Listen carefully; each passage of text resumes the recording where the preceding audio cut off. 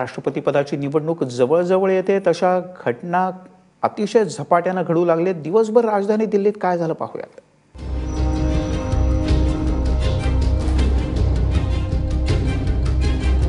राष्ट्रपती निवडणुकीचं बिगुल वाजल्यानंतर राजधानीतला राजकीय पारा चांगलाच वाढलाय।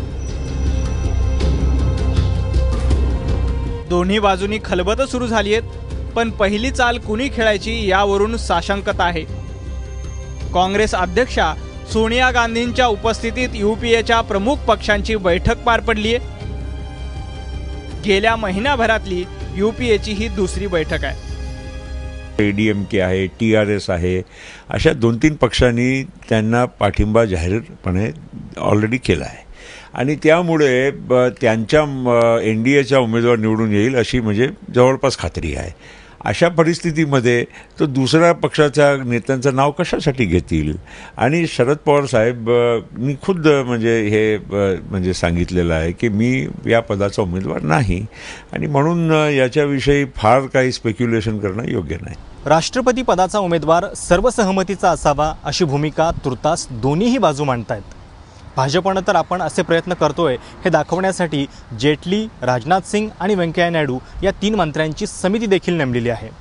पण दुसरीकडे हेही लक्षात घ्यायला हवं की इतिहासात पहिल्यांदाच भाजपला आपल्या पसंतीचा राष्ट्रपती निवडता येईल इतकं संख्याबळ हाताशी आहे आणि म्हणूनच संघातल्या एका गटाला असं वाटतं की सर्वोच्च पदावरती हिंदुत्ववादी चेहरा देण्याची हीच योग्य वेळ आहे। अर्थात राष्ट्रपती पदाच्या इतिहासात आजवर केवळ एकदाच बिनविरोध निवड झालेली आहे आणि म्हणूनच याही वेळी लढत होईलच अशी जास्त शक्यता आहे। समोरचा उमेदवार कोण यावरून आपण पुढची चाल खेळायची अशी विरोधकांची रणनीती आहे। पंतप्रधान नरेंद्र मोदी 25 तारखेला अमेरिकेच्या दौऱ्यावर रवाना होत आहेत, त्यामुळे 22 किंवा 23 जूनला NDA कडून उमेदवाराची घोषणा होईल अशी चर्चा आहे।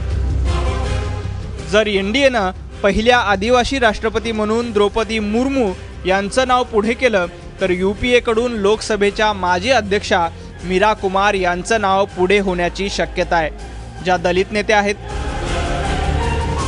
जर NDA कडून संघाची छाप असलेला चेहरा पुढे केला तर UPA कडून महात्मा गांधींचे नातू आणि माजी राज्यपाल गोपाळ कृष्ण गांधी यांना उमेदवारी दिली जाण्याची शक्यता आहे।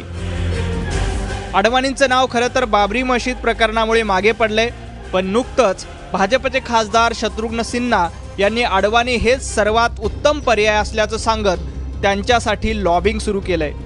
अब्दुल कलामांप्रमाणे बिगर राजकीय चेहरा देऊन वाजपेयीप्रमाणे मोदीही विरोधकांना निरुत्तर करणार की इतिहासानं पहिल्यांदाच दिलेली संधी साधत हिंदुत्ववादी चेहरा सर्वोच्च पदावर बसवणार याचं उत्तर लवकरच कळेल। प्रशांत कदम, ABP माझा, नवी दिल्ली।